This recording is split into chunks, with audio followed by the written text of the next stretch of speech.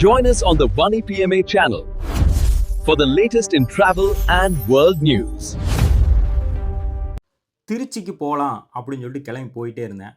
போகிற வழியில் பார்த்தீங்கன்னா சூரிய வெளிச்சம் வந்து பயங்கரமாக இருந்தது. சரி அதையும் பார்த்துட்டு அப்படி போகலாம் அப்படின்னு சொல்லி போயிட்டே இருந்தேன். போகும்போது சின்ன ஒரு யோசனை. இவ்வளோ தூரம் வந்துட்டோம். அப்படியே ஸ்ரீரங்கத்தில் இருக்கக்கூடிய ஸ்ரீ ரங்கநாதர் கோயிலுக்கு போயிட்டு போயிடலாம் அப்படின்னு சொல்லிட்டு வண்டியை திருப்பிட்டேன். போகிற வழியில் பார்த்தீங்கன்னா காவேரி ஆற்றுல தண்ணி போயிட்டே இருந்தது. இந்த கோயில் எங்கே அமைஞ்சிருக்கு அப்படின்னு பார்த்தீங்கன்னா, காவேரி ஆத்துக்கும், கொள்ளிட ஆத்துக்கும் நடுவுல தாங்க அமைஞ்சிருக்கு. பார்க்கறதுக்கு ரொம்ப அழகா இருக்குது கோயிலு. சரி கோயிலுக்குள்ள போய் சாமி கும்பிடலாம்னு சொல்லிட்டு உள்ள போயிட்டேங்க. போனோனே ஒரு சின்ன ஒரு யோசனை. இந்த கோயில எப்படி கட்டியிருப்பாங்க அப்படின்னு சொல்லிட்டு யோசிச்சுட்டு போயிட்டே இருந்தேன். யோசிக்கும்போது நமக்கு கிடைச்ச விஷயம் என்னன்னு கேட்டீங்கன்னா, இந்த கோயில் மிகப்பெரிய கோயில் அப்படிங்கிற மாரி சொல்லப்படுதுங்க. இங்க பார்த்தீங்கன்னா, 108 வைணவ திருத்தலங்கள்ல முதன்மையானது அப்படின்னு சொல்லப்படுது. பூலோக வைகுண்டம் என்று போற்றப்படும் உலகிலேயே மிகப்பெரிய செயல்படும் இந்து கோவிலாகும் அப்படிங்கிற மாரி சொல்லப்படுதுங்க. ஆனா கோயிலினுடைய பரப்பளவு பார்த்தீங்கன்னா, பயங்கரமான பரப்பளவுங்க. அதாவது 156 ஏக்கர். அந்த அளவுக்கு பெரிய கோயில் இது. இதில பார்த்தீங்கன்னா, 7 பிரகாரங்கள், 21 கோபுரங்கள்ங்க. அந்த அளவுக்கு மிகப்பெரிய கோயிலா வந்து அமைச்சிருக்கிறாங்க. இதில வந்து முன்னாடி முகப்புல இருக்கிற அந்த கோபுரத்தோட உயரம் பார்த்தீங்கன்னா, 236 அடி ராஜகோபுரம். அந்த அளவுக்கு அமைச்சு வச்சிருக்காங்க. சரி இந்த கோயில யார் கட்டியிருப்பாங்க? அப்படின்னு பார்த்தீங்கன்னா, அந்த காலத்தில சோழர்கள் தான் கட்டியிருக்காங்க.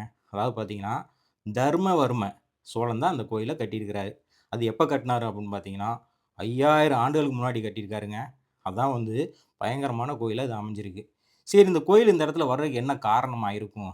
அப்படின்னு பார்த்தீங்கன்னா, ராமபிரான் இலங்கை மன்னன் விபீஷணனிடம் தான் பூஜித்த ரங்கநாதர் சிலைய பரிசா அளிச்சிருக்கிறாரு. அத இலங்கைக்கு எடுத்துட்டு போகும்போது, இத்தலத்திலேயே ரங்கநாதர் நிலை பெற விரும்பியதால் சிலையை காவேரி கரையில் வைத்தனர். அப்படிங்கிற மாரி ஒரு வரலாறுங்க. இதில பார்த்தீங்கன்னா, விபீஷணன் வேண்டுகோளுக்கு இணங்க அவர் மீது பாசத்துடன் பெருமாள் சயன கோலத்தில் காட்சி தந்தார். அப்படிங்கிற மாரி ஒரு வரலாறு இருக்குதுங்க.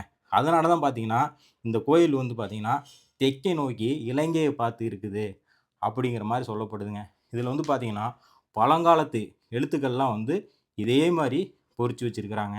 அந்த அளவுக்கு வந்து இதில வந்து பயங்கரமா பண்ணி வச்சிருக்காங்க. இதில இருக்க தூண்கள்லாம் பார்த்தீங்கன்னா, ரொம்ப ஆச்சரியமா இருக்குங்க. அந்த காலத்தில எப்படியெல்லாம் கட்டியிருக்கிறாங்க அப்படின்னு சொல்லிட்டு, உள்ள வந்து பார்க்க பார்க்க நமக்கு ஆச்சரியமா இருக்கும். இங்க வந்து என்ன விசேஷம் அப்படின்னு பார்த்தீங்கன்னா, இங்க வந்து வைகுண்ட ஏகாதசி தாங்க பயங்கரமான விசேஷம்.